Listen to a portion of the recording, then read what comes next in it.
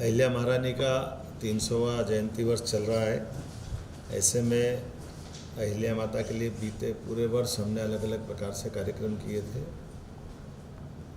20 तारीख को इंदौर में राजवाड़े के अंदर, जिस राजवाड़े का निर्माण कार्य होलकर महाराज मल्हारराव जी ने प्रारंभ किया था, जिसका पूरा करने का काम अहिल्या माता जी ने किया था, उसी राजवाड़े में हम कैबिनेट का उनके सम्मान में आयोजन करने जा रहे हैं। मध्य प्रदेश सरकार की ओर से पहली बार इंदौर के अंदर राजवाड़े में कैबिनेट होगी।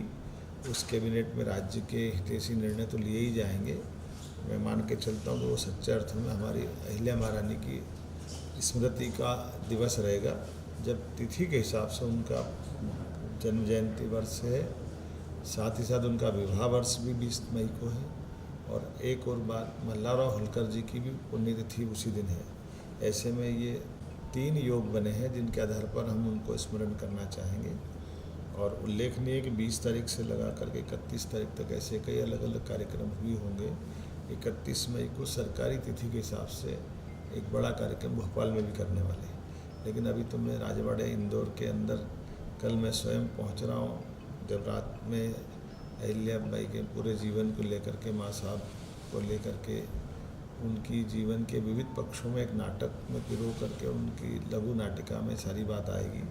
नागपुर महाराष्ट्र के कलाकारों के द्वारा बहुत अद्भुत आयोजन होगा।